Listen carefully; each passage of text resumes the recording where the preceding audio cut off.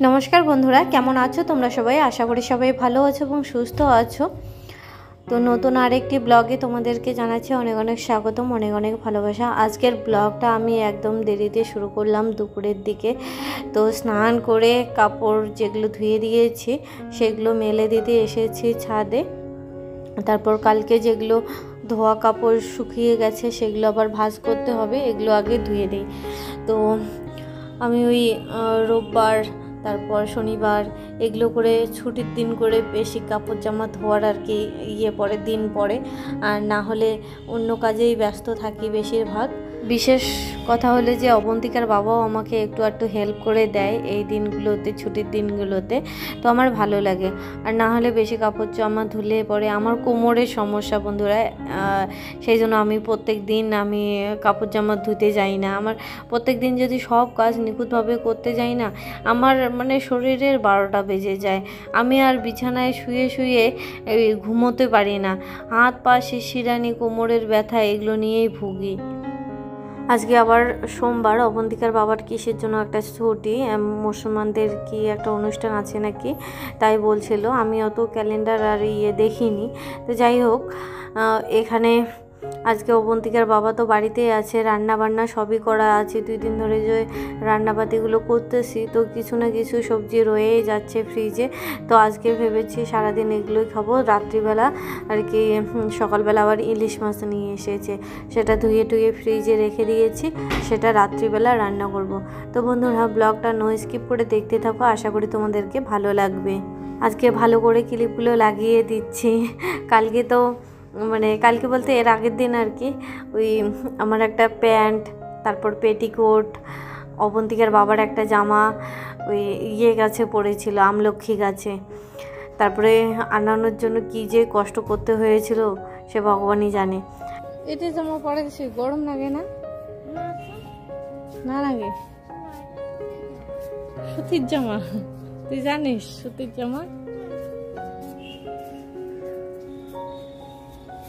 আমি যদি একটুখানির জন্যও ছাদে চলে আসি না, গোপাল আর অবন্তিকাও চলে আসে। মানে প্রত্যেকটা দিন এরকম হয়। অবন্তিকা আসবে, ওর কেন জানি না মনে হয় যে গোপালকে একটুখানি ছাদে গিয়ে ঘুরিয়ে হাওয়া খাইয়ে নিয়ে আসি। তো আমি এসেছি, ওরাও চলে এসেছে দুজনে। তো আমি বললাম এই জামাটা কেন পরিয়ে দিয়েছিস, গরম লাগে না? ও বলছে কি না গরম লাগে না, এটা সুতির জামা। মানে শখ আছে দুজনেরই, এই হচ্ছে ব্যাপার। তো হাওয়া খেয়ে চলে আসলো এই রৌদ্রুর মধ্যে, ওর আগে যে হাওয়া খেতে, বলো তো কি জ্বালা। তো আমি বললাম যা ঘরে রেখে আয়, তারপর ঘরে রাখতে গেল।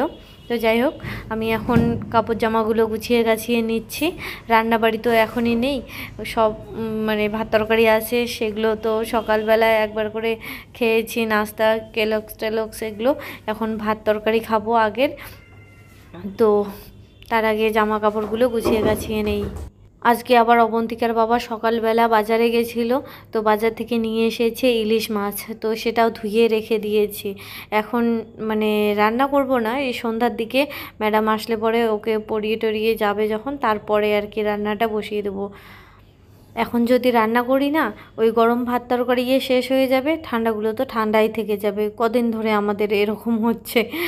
তো যাই হোক, কাপড় জামাগুলো গুছিয়ে গাছিয়ে নেই আগে, তারপর খাওয়া দাওয়া করব।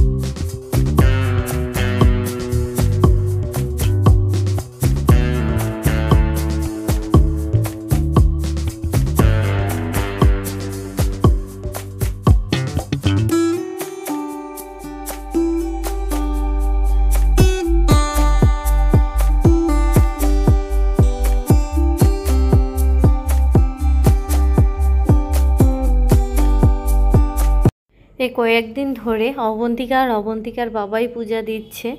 তো আমি বলেছিলাম না তোমাদেরকে যে আমার শরীরটা ভালো যাচ্ছে না, তো কিছুদিন আগে দেখা দিয়েছিল, হচ্ছে না, তারপরে আবার ঠাকুরের কৃপায় ডক্টর দেখানোর আগের দিনই আর কি ব্লিডিং শুরু হয়ে গেছিলো। তো যাই হোক, তো এই 2 দিন অবন্তিকার বাবা আর অবন্তিকায় পূজা দিচ্ছে।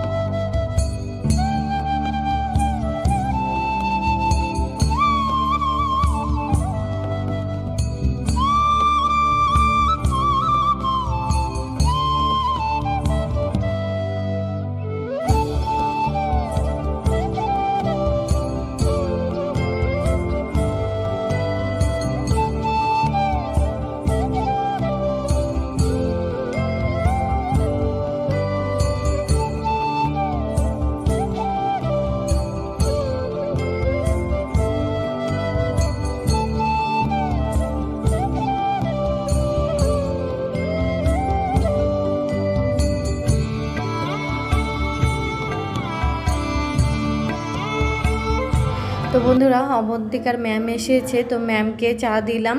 এখন আমরা দুজনে বসে বসে চা খাবো বিছানায়। বাইরে ম্যাডামের সামনে খেতে কেমন লাগে। তো যাই হোক, অবন্তিকা আজকে ওর বাবাকে তিলক কেটে দিয়েছে, দেখেছো? আজকে ওর বাবাকে বাড়িতে পেয়েছে, সারা দিনে ওর সঙ্গে মানে খেলা চলছে। ও তো সারাদিন তিলক কাটবে, এ করবে, ও করবে, গোপালকে ঘুরিয়ে নিয়ে বেড়াবে। তো আজকে ওর বাবাকেও সামিল করেছে। কি অবন্তিকা, খবর কি? পড়া হয় নাই? তো বন্ধুরা, এখন আমি রান্না করছি। সকালবেলা আজকে মাছ আনার সময় আমি ছিলাম না, তো আমি দেখিনি ইলিশ মাছটা কত বড়। তো সেই জন্য দেখো এখানে আমি থালার মধ্যে নিয়ে ইলিশ মাছটা সাইজ মতো দেখছি যে কতটা লম্বা ছিল, কী সমাচার। তো যাই হোক, ইলিশ মাছটাতে মানে হালকা হালকা ডিম আসতেছিল। তো এই রকমের মাছ খেতে খুবই ভালোই লাগে। যাই হোক, আমি লবণ হলুদ দিয়ে মেখে রেখে দিলাম এক সাইডে, তারপর মশলাটা করে নিই, তারপরে রান্নাটা শুরু করে দেবো। তো এখানে দেখো সাদা সর্ষা নিলাম, কালো সর্ষা, তারপর নিলাম পোস্ত নিয়ে, তারপরে কয়েকটা দিলাম কাজু, তারপরে কয়েকটা কাঁচা লঙ্কা দিয়ে আর কি মশলাটা করে নিচ্ছি। অনেকক্ষণ ধরে পেস্ট করতেছি, কারণ পোস্তটা না সহজে হতে চায় না, একটুখানি দানা দানা থেকেই যায়। তো অনেকক্ষণ ধরে আমি পেস্ট করলাম।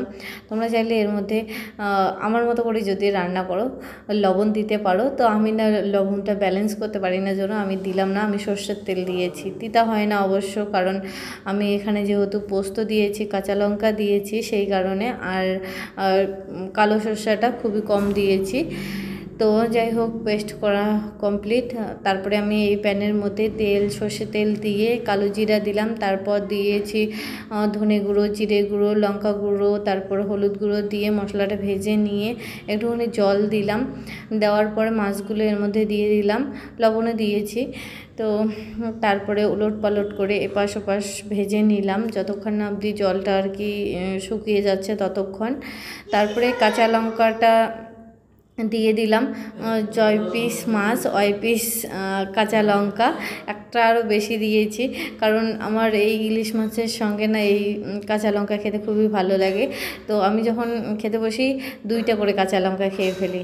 তো তারপরে আমি জল দিলাম, তারপর মশলাটা যেটা করে রেখেছি সর্ষে বাটাটা, তো সেটা দিয়ে অনেকক্ষণ চাল করে নিলাম। দেখো জলটা অনেকটাই কমে এসেছে, মাছটাও সুসিদ্ধ হয়েছে, একটা আলাদাই সেন্ট বেরিয়েছে, মানে হয়ে গেছে আর কি। তো লাস্টে আমি একটুখানি কাঁচা সর্ষের তেল দিয়ে নামিয়ে নেব। তো বন্ধুরা, কেন জানি না আমাদের ঘরে ইলিশ আসলে আমি এরকম করেই রান্না করি। আমাদের এরকম রান্নাটাই বেশি পছন্দের। অনেকেই অনেক রকমের করে রান্না করে, যেমন ধরো বেগুন আলু দিয়ে করে, আরও অন্যান্য অনেক পদ্ধতি করে। কেন জানি না আমার এই স্বাদটাই বারবার মুখে লেগে থাকে। ইলিশ মাছ আনলে আমি এরকম করেই রান্না করব। তো একদিন ইচ্ছা আছে যে ওই কলার পাতুরি করে না ইলিশ মাছের, তো ওরকম আর কি করার ইচ্ছা আছে। আরও বিভিন্ন ধরনের মানে রান্না আর কি ট্রাই করার ইচ্ছা আছে, রেসিপি এই ইলিশ মাছ নিয়ে। তো দেখি পরের বার থেকে শুরু করব। অবন্তিকার বাবা এটাই পছন্দ করে। তো যাই হোক, অন্যান্য রান্নাও তো একটু করে ট্রাই করতে হয়, কি জানি এর থেকে ওগুলোই বেশি ভালো লাগে, তাই না? তো আজকেও করে ফেলেছি, কোনো ব্যাপার না। খেতে অবশ্য দুর্দান্ত টেস্টি হয়েছে। ইলিশ মাছ করলে পরে আমাদের আর সঙ্গে কোনো কিছু সবজিপাতি লাগে না, শুধু ইলিশ মাছ দিয়েই খাই 2-3 কোনা মানুষ।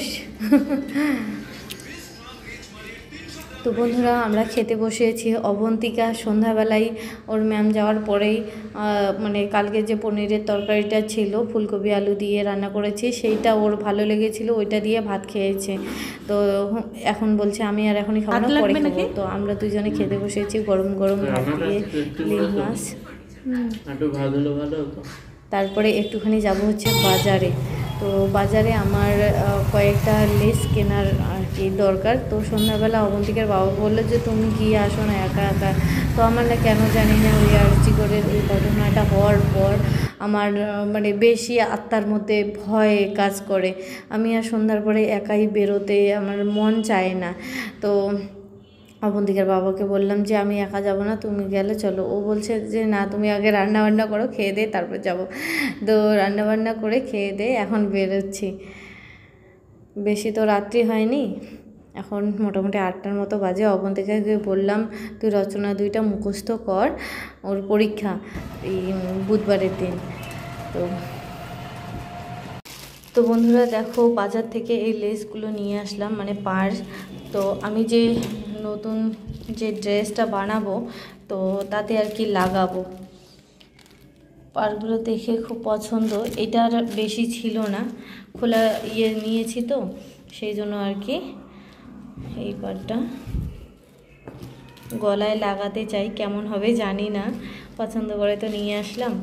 আর একটা নিয়ে এসেছি এই যে এই ধরনের, এটা পুরো একটা শাড়ির পার হবে, একটা শাড়িতে এই যে মুড়িয়ে মুড়িয়ে লাগানো যাবে, এই পাশে এই পাশে এরকম করে লাগানো যাবে। তো আমি ড্রেসেও লাগাতে পারি আর কি, যে কটা পছন্দ হয়েছে অল্পই হোক আর কী হোক নিয়ে এসেছি। এটা মোটামুটি আছে 2 মিটারের মতো, আর একটা প্যাকেট নিয়ে এসেছি। এই 2টা ধরো ফুল শাড়ির হয়ে যাবে। একটা শাড়িতে যত দূর পার লাগে মানে লাগে তত দূর হয়ে যাবে, দেখেছো? তো বন্ধুরা, আজকের ব্লগটা তোমাদেরকে কেমন লাগলো অবশ্যই কমেন্টে জানিও। ভালো লাগলে লাইক কমেন্ট শেয়ার করে দিও। নতুন বন্ধু হলে চ্যানেলটিকে সাবস্ক্রাইব করে দিয়ে পাশে থাকা বেল বাটনটি অল নোটিফিকেশনে ক্লিক করে দিও, তাতে করে আমার নিত্য নতুন ভিডিও যখনই আমি আপলোড করব তখনই তোমাদের কাছে নোটিফিকেশন চলে যাবে। তো বন্ধুরা, আজকের মতো এখানেই টাটা। ভালো থেকো সবাই, সুস্থ থেকো। দেখা হচ্ছে পরের আরেকটি ব্লগের সাথে। অনেকেই দেখো এইগুলো করে কেটে কেটে লাগায়, ফুলগুলো করে কেটে কেটে লাগানো যাবে। আমি দেখি কি করি, যেটাই করব সেটাই তো তোমাদের সঙ্গে শেয়ার করব অবশ্যই। এই যে এই গোলটা কাটা যাবে, এই প্রজাপতির মতো এইটা কাটা যাবে।